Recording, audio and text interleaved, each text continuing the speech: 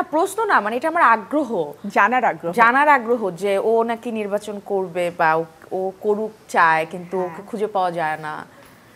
না এখন তুমি কোন নির্বাচন, এখন তুমি কি এফডিসি বের হয়ে কি তুমি আবার নিজেকে তৈরি করছো জাতীয় নির্বাচনে? সামনের বার জাতীয় নির্বাচন করব ইনশাআল্লাহ। আসলে ইনশাআল্লাহ আল্লাহ যদি বাঁচায়।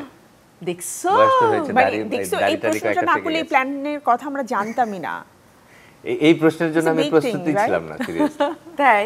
হ্যাঁ, যেহেতু মানে তুমি প্রশ্ন করলে আমি করব সামনের বার নির্বাচন। সত্যি? আল্লাহ কি ভালো লাগবে বলো। ধরো মানে স্যার স্যার স্যার স্যার সবাই করতে, কেন স্যার বলতে হবে কেন? না আরে সবাই করে, দেখো না কেমন যেন। আমি তো ওই শব্দের সাথে পরিচিতই না। ধরো যে আমার বাসার যারা ডিউটিতে থাকেন নিচে স্যার বলতেন, আমি বললাম আমাকে প্লিজ স্যার বলবেন না। না আমার খুব বিরক্ত লাগে, আমি বলি আপু। হ্যাঁ হয়তো ভাইয়া বলেন বা ভাই বলেন, বড় মধ্যে তো অনেক বেশি আন্তরিক লাগে, অধিকারও দেখানো যায়। এই জন্য বুঝছো এফডিসি নির্বাচনকে পাত্তা দেয় নাই। ও নিজেকে প্রিপেয়ার করছে, রাইট? দেখছো এটা ও মাই গড, টমা ও অনেক ম্যাচিউর হয়ে গেছে।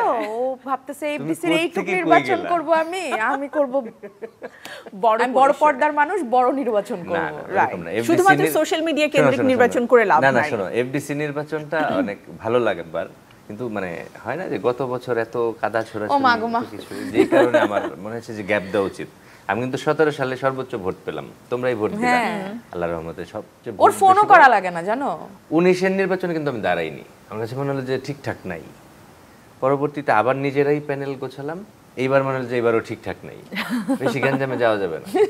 মানে গ্যাঞ্জাম কেন? আমরা তো ওর বিরুদ্ধে আমি কিভাবে বলবো, আমার বিরুদ্ধে কিভাবে বলবে? এক্স্যাক্টলি, মানে আমি আসলে জানি না। আমরা ঠিক আছে দুটো পক্ষ লাগে বা দুটো দল লাগে, সেটা ঠিক আছে, কিন্তু এন্ড অফ দ্য ডে আমরা দাঁড়ালে আসলে কেন একজনের আরেকজনের বিরুদ্ধে বলতে হবে, এটা আমার কাছে প্রশ্ন। আমি জানি না আসলে জাতীয় নির্বাচন হয়ে যায় একটা ইশতেহার, জাতীয় নির্বাচন এগুলো হয় না মানে মোর দেন পপুলার জাতীয় নির্বাচনের চাইতে।